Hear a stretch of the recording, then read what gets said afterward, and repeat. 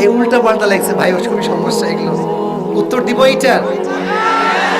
না না না, এখানে একদম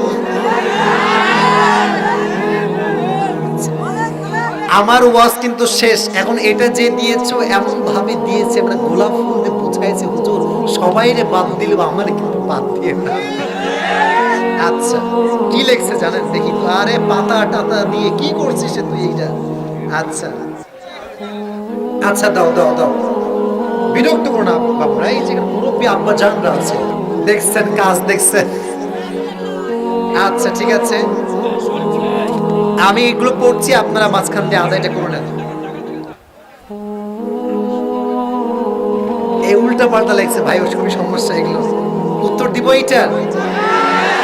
না না না, এখানে একদম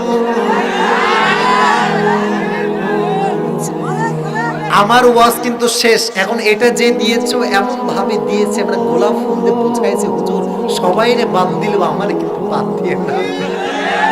আচ্ছা কি লেখছে জানেন দেখি তো? আরে পাতা টাতা দিয়ে কি করছিস তুই এইটা? আচ্ছা, প্রিয় হুজুর সালাম নিবেন, মেয়েটিকে প্রথম গ্রিন ভ্যালি পার্কে দেখেছিলাম। আচ্ছা, আর কিছুতেই তাকে ভুলতে পারছি না, এখন কি করণীয়? আমাকে উপায় দেন, আমার ঘুম হয় না ঠিক মতো। এটা খেয়ে দিয়েছে ওরা, আমাকে ধরে নিয়ে আস না আগে। আচ্ছা আচ্ছা, আমি বলে দিচ্ছি, যেহেতু আদায় চলছে কিছু কথা বলা যায় আর কি। আচ্ছা যুবক ভাইরা এদিকে তাকাও। আজকালকার অনেক যুবক আছে দেখবেন, যারা একজন মেয়ের দিকে চোখ পড়লেই মনে করে যে এর মতো সুন্দরী দুনিয়ার জমিনে আর কেউ হতে পারে না। কিন্তু এর চাইতেও আরো সুন্দরী বাংলাদেশে আছে না নাই? তুমি হচ্ছে কুয়ার ব্যাগ, কুয়ার ব্যাগ, কুয়াতে থেকে মনে করে এর মতো পানি দুনিয়াতে আর কোথাও, কিন্তু এর চাইতে সমুদ্রের গভীরতা আরো হাজার গুণ বেশি, ঠিক না বলে? অতএব যাকে দেখেছো দেখে ফেলেছো, এখন যদি ভুলতে চাও, এক নম্বর কাজ, যদি ভুলতে চাও তোমার এই হৃদয়কে পরিষ্কার করতে হবে। যার হৃদয় অন্ধকার আছে তার হৃদয় গুনাহের প্রভাব ঢুকবে। অতএব যদি এই প্রভাব থেকে দূর হতে চাও, জিকির করতে হবে, চারটা জিকির বেশি বেশি। সকলেই পড়েন সুবহানাল্লাহ, পড়েন সুবহানাল্লাহ, সকলেই পড়েন আলহামদুলিল্লাহ, সকলেই পড়েন লা ইলাহা ইল্লাল্লাহ, আরো আওয়াজ দিয়ে পড়েন সকলে আল্লাহু আকবার।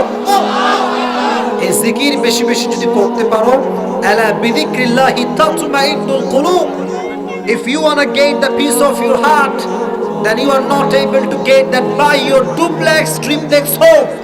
বিশাল বড় দালান কোঠা দিয়ে মনের প্রশান্তি খুঁজে পাওয়া যায় না, গার্লফ্রেন্ড দিয়ে মনের প্রশান্তি খুঁজে পাওয়া যায় না, R15 দিয়ে মনের প্রশান্তি খুঁজে পাওয়া যায় না। মনের প্রশান্তি খুঁজতে চাইলে রবের জিকির বেশি বেশি করতে হবে, ঠিক না বল? এক নাম্বার।